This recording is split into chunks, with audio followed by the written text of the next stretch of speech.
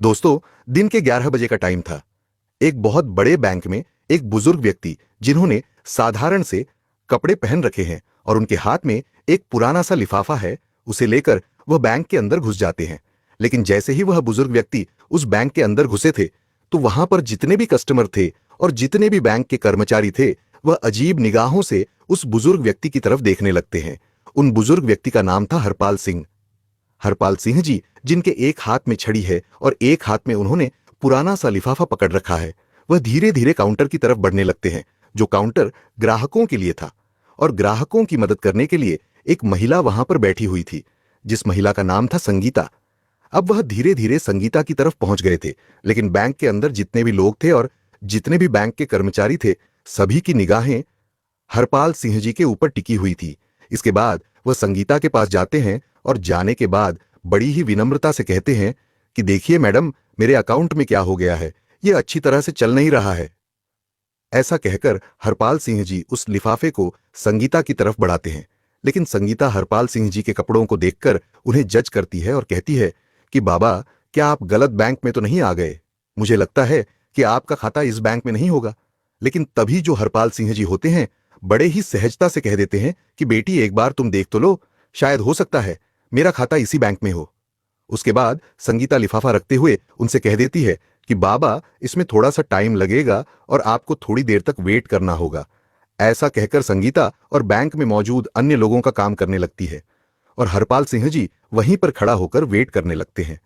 थोड़ी देर तक वह वेट करते हैं और वेट करने के बाद दोबारा से कहने लगते हैं कि बेटी, अगर तुम थोड़ा बिजी हो तो तुम मैनेजर को फोन कर दो। दरअसल मुझे उससे भी कुछ काम है, तो मैं उनसे कुछ बात कर लेता हूं।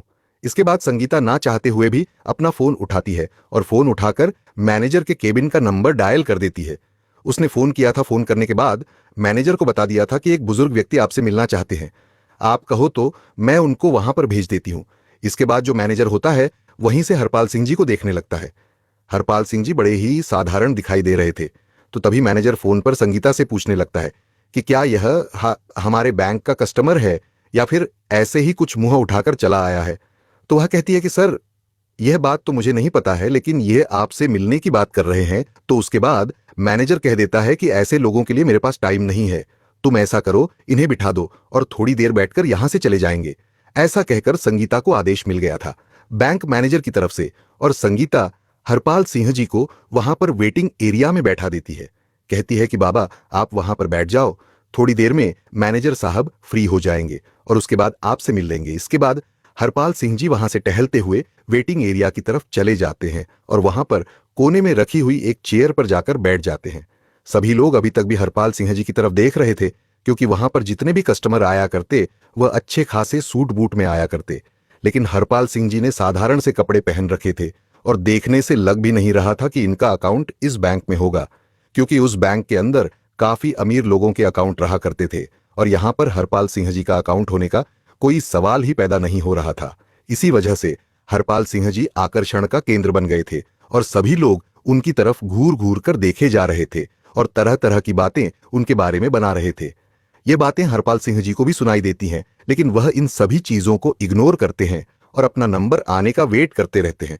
वह सोचते हैं कि थोड़ी देर में मैनेजर आएगा और उससे मैं बात कर लूंगा।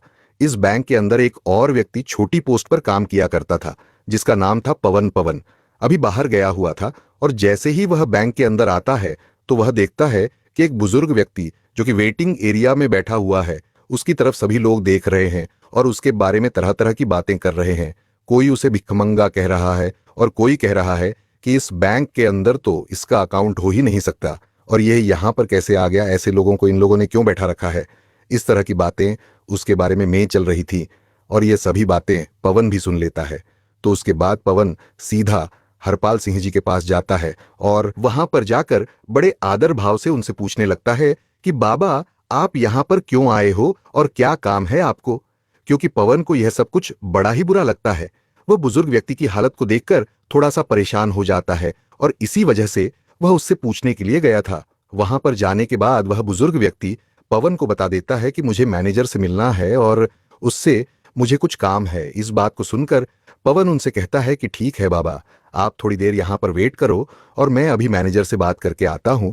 इसके बाद पवन मैनेजर के केबिन में जाता है और उन्हें उस बुजुर्ग व्यक्ति के बारे में बता देता है, लेकिन मैनेजर पहले से ही उस बुजुर्ग व्यक्ति के बारे में जानता था और कहने लगता है कि पता है मुझे, मैंने ही उसे वहां पर बिठा रखा है। थोड़ी देर वहां पर बैठेगा और बैठने के बाद वहां से चला जाएगा। इसके बाद मैनेजर पवन को और कोई काम बता देता है और कहता है कि तुम ना काम कर लो और तुम्हें इस चीज से कोई भी मतलब नहीं है। अब पवन दूसरे काम में लग जाता है और धीरे धीरे उस बुजुर्ग व्यक्ति को वहां पर बैठे हुए लगभग 1 घंटा हो गया था। 1 घंटे तक बुजुर्ग व्यक्ति अपना धैर्य रखता है, लेकिन उसके बाद उसे यह बात सहन नहीं होती। वह खड़ा होता है और खड़ा होने के बाद मैनेजर के केबिन की तरफ बढ़ने लगता है। अब जैसे ही वह मैनेजर के केबिन की तरफ बढ़ता है तो मैनेजर देखता है कि वह बुजुर्ग व्यक्ति उसके पास ही आ रहा है, तो वह फौरन से अपने केबिन से बाहर निकलता है और निकलने के बाद उस बुजुर्ग व्यक्ति के सामने खड़ा हो जाता है और थिरकते हुए पूछने लगता है कि हाँ बाबा, बताइए आपको क्या काम है।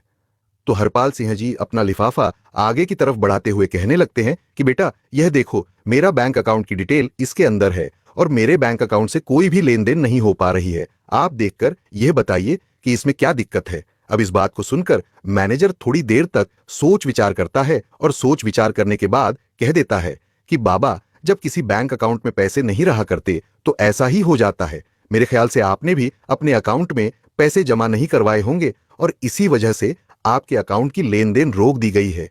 इसके बाद जो बुजुर्ग व्यक्ति होते हैं वो बड़े ही विनम्र भाव से कहने लगते हैं कि बेटा, पहले तुम एक बार अकाउंट को चेक तो कर लो, उसके बाद ही कुछ मुझे बताओ तो ही अच्छा रहेगा।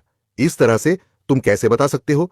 तो मैनेजर हंसने लगता है और हंसते हुए कह देता है कि बाबा, ये सालों का एक्सपीरियंस है और सालों से मैंने यही काम किया है। आप जैसे लोगों की शक्ल को देखकर मैं बता देता हूं कि कौन व्यक्ति किस तरह का है, किसने अपने अकाउंट में कितना पैसा जमा किया होगा। तो आपके अकाउंट में तो मुझे कुछ भी दिखाई नहीं दे रहा और मैं चाहता हूं कि अब आप यहां से चले जाओ। सभी कस्टमर आपकी तरफ देख रहे हैं और बैंक के अंदर एक अलग तरह का माहौल क्रिएट हो रहा है। इसके बाद हरपाल सिंह जी उस लिफाफे को उसकी टेबल पर रखते हैं और कहते हैं कि ठीक ठीक है बेटा, मैं तो चला जाऊंगा, लेकिन तुम इस लिफाफे में जो भी डिटेल लिखी हुई है उनको एक बार जरूर से देख लेना। ऐसा कहकर हरपाल सिंह जी वहां से जाने लगते हैं और जाते जाते जैसे ही वह गेट पर पहुंचते हैं तो फौरन मुड़कर कहते हैं कि बेटा, तुम्हें यह सब कुछ करने का बहुत बुरा नतीजा भुगतना पड़ेगा। ऐसा कहकर हरपाल सिंह जी वहां से बैंक के मेन गेट से बाहर निकल गए थे और टहलते टहलते वहां से चले जाते हैं। इसके बाद जब मैनेजर को यह बात सुनाई देती है कि तुम्हें बहुत कुछ भुगतना पड़ेगा तो थोड़ा सा तो उसे लगता है, लेकिन फिर वह सोचता है कि बुढ़ापे में ऐसे ही कह दिया होगा, कोई भी कैसी भी दिक्कत नहीं है। मैनेजर अपने काम धंधे को करने के लिए चला जाता है। इधर टेबल पर वह लिफाफा पड़ा हुआ था जिस लिफाफे के अंदर बुजुर्ग व्यक्ति के बैंक अकाउंट की डिटेल थी। इसके बाद जो पवन होता है वहां से उस लिफाफे को उठा लेता है और अपने कंप्यूटर के सर्वर में लॉगिन करके उस लिफाफे के अंदर दी गई जानकारी के हिसाब से ढूंढने लगता है। ढूंढने के बाद जब पुराना रिकॉर्ड खंगाला जाता है तो उसे पता चलता है कि यह जो व्यक्ति यहां पर आया था ये इस बैंक का एक तरह से मालिक ही है, क्योंकि इस बैंक के सब शेयर इसके पास ही है। अब इस बात को सुनकर वह बड़ा ही हैरान होता है और भी अच्छी तरह से उस डिटेल को पढ़ने लगता है। तो डिटेल को पढ़ने के बाद वह पूरी तरह से कंफर्म हो जाता है कि यह इस बैंक के मालिक ही हैं। इसके बाद पवन उस रिपोर्ट की कॉपी निकालता है और कॉपी निकालकर बैंक मैनेजर के पास जाने लगता है। बैंक मैनेजर जो अपने केबिन में किसी अमीर कस्टमर से बात कर रहे थे और उन्हें तरह तरह की स्कीमें बता रहे थे। इसके बाद पवन नोट करता है और नोट करने के बाद केबिन के अंदर आने लगता है। बैंक मैनेजर उसे इशारा करता है और इशारे से पूछने लगता है कि किस लिए तुम यहां पर आए हो। उसके बाद जो पवन होता है वह इशारों से ही बता देता है कि यह एक रिपोर्ट है जो उस व्यक्ति की है जो वहां पर आया था और आपने उसे ऐसे ही यहां से भेज दिया। आप एक बार इस पर नजर डाल लेंगे तो अच्छा रहेगा। ऐसा कहकर पवन ने वह रिपोर्ट मैनेजर साहब की टेबल पर रख दी थी, लेकिन तभी जो मैनेजर साहब होते हैं अपने उस क्लाइंट से थोड़ी देर के लिए एक्सक्यूज लेते हैं और कहते हैं कि देखो भाई पवन, हमारे पास ऐसे वैसे लोगों के लिए टाइम नहीं है। इसके बाद पवन बड़े आदर भाव से मैनेजर साहब से कहने लगता है कि अगर आप इसको एक बार देख ले तो बड़ा ही अच्छा रहेगा। लेकिन जो मैनेजर है वह उस रिपोर्ट को आगे की तरफ सरका हुए कहता है कि मुझे इसको नहीं देखना और मुझे ऐसे कस्टमर में कोई भी दिलचस्पी नहीं है। ऐसा कहकर उसने रिपोर्ट को पवन की तरफ बढ़ा दिया था और पवन उस रिपोर्ट को वहां से लेकर अपने काम धंधे में लग जाता है। बैंक के अंदर का माहौल अब शांत हो गया था। सभी लोग अपने काम धंधे में लग गए थे और धीरे धीरे शाम हो जाती है। उसके बाद दूसरे दिन उसी टाइम पर जिस टाइम पर हरपाल सिंह जी आए थे उसी टाइम पर फिर से आते हैं, लेकिन आज उनके साथ एक सूट बूट वाला व्यक्ति था जिसके हाथ में एक ब्रीफ केस भी था। और अंदर आने के बाद वहां पर सभी लोगों का अटेंशन अपनी तरफ खींचते हैं। इसके के बाद में मैनेजर को अपनी तरफ आने का इशारा करते हैं तो मैनेजर भी डरते हुए अपने केबिन से निकलकर हरपाल सिंह जी के सामने आकर खड़ा हो गया था। तभी हरपाल सिंह जी मैनेजर से कहते हैं कि मैनेजर साहब, मैंने आपसे कहा था ना कि यह बात आपको बहुत भारी पड़ेगी। आपने जो कुछ भी कल मेरे साथ किया था वह बिल्कुल भी बर्दाश्त के लायक नहीं है। तो अब आप अपनी सजा भुगतने के लिए तैयार हो जाइए। इस बात को सुनकर मैनेजर थोड़ा सा बौखला जाता है, लेकिन फिर वह सोचता है कि क्या सजा मुझे दे सकते हैं, भला में साथ क्या कर सकते हैं। उसके बाद हरपाल सिंह जी कहते हैं कि तुम्हें मैनेजर के पद से हटाया जा रहा है और तुम्हारी जगह इस बैंक में काम करने वाले पवन को मैनेजर बनाया जा रहा है और तुम्हें फील्ड का काम देखना होगा। इस बात को सुनकर मैनेजर थोड़ा सा बौखला जाता है और वह कहने लगता है कि आप होते कौन हो मुझे इस तरह से हटाने वाले। तो हरपाल सिंह जी कह देते हैं कि मैं इस बैंक का एक तरह से मालिक ही समझ लो, क्योंकि 60 पर शेयर वैल्यू मेरे पास है और मैं चाहूं तो तुम्हें हटा भी सकता हूं और किसी और को तुम्हारी जगह लगा भी सकता हूं। यह बात सुनकर बैंक के अंदर जितने भी कर्मचारी थे और जो कुछ कस्टमर कल भी इस बैंक के अंदर आए थे और आज भी आए थे, वह सभी लोग एकदम से हैरान हो जाते हैं और हरपाल सिंह जी की तरफ फटी की फटी रह गई निगाहों से देखने लगते हैं। इसके बाद वह व्यक्ति जो हरपाल सिंह जी के साथ आया था वह अपने उस सूटकेस को खोलता है और खोलने के बाद उसमें से एक डॉक्यूमेंट निकालता है जो कि पवन की प्रमोशन का था। उसे एक बैंक मैनेजर बना दिया गया था। इसके बाद में दूसरा लेटर निकलता है जिसको बैंक मैनेजर को दे देता है और कहता है कि अगर तुम्हें फील्ड में ड्यूटी करनी है तो तुम बेशक से कर लो, लेकिन मैनेजर बनकर तुम इस बैंक में नहीं रह सकते। यह बात सुनकर मैनेजर के पसीने छूटने लगते हैं और वह अपनी कल की गलती के लिए बुजुर्ग व्यक्ति से माफी मांगने लगता है। लेकिन तभी जो हरपाल सिंह जी होते हैं वह उसे उठाते हैं और कहते हैं कि माफी किस बात की मांग रहे हो और मैं किस वजह से तुम्हें माफ कर दूं। तुमने मेरे साथ जो व्यवहार किया था वह हमारे इस बैंक की पॉलिसी के खिलाफ है। क्या तुमने कभी भी इस बैंक की पॉलिसी नहीं पढ़ी? यहां पर गरीब और अमीर में कोई भी फर्क नहीं किया जाएगा और सभी को एक ही पलड़े में तोला जाएगा। दरअसल इस बैंक की स्थापना हरपाल सिंह जी ने की थी और उन्होंने यह बात पहले ही घोषित कर दी थी कि इस बैंक के अंदर किसी को भी गरीब नहीं समझा जाएगा और ना ही किसी को ज्यादा अमीर समझा जाएगा। सभी के साथ सामान्य व्यवहार किया जाएगा और कोई भी बैंक का स्टाफ ऐसा करता है तो उसके खिलाफ कड़ी से कड़ी कार्रवाई की जाएगी। तो हरपाल सिंह जी कहते हैं कि वह तो मैं तुम पर रहम कर रहा हूं कि तुम्हें काम करने योग्य छोड़ रहा हूं, वरना मैं चाहूं तो तुझे यहां से हटा भी सकता हूं। जो तुमने मेरे साथ किया है वह बिल्कुल भी किसी के साथ नहीं होना चाहिए। तुम्हारे बैंक में काम करने वाला पवन, जिसके हाथ में कुछ भी नहीं था, लेकिन फिर भी उसने मुझसे आकर पूछा और मेरे लिए कुछ करना चाहा, तो इस पोस्ट के लिए वह असली हकदार है, ताकि वह ग्राहकों को अच्छी तरह से समझ सके और उनके कपड़ों को देखकर उनको कुछ जज ना कर सके।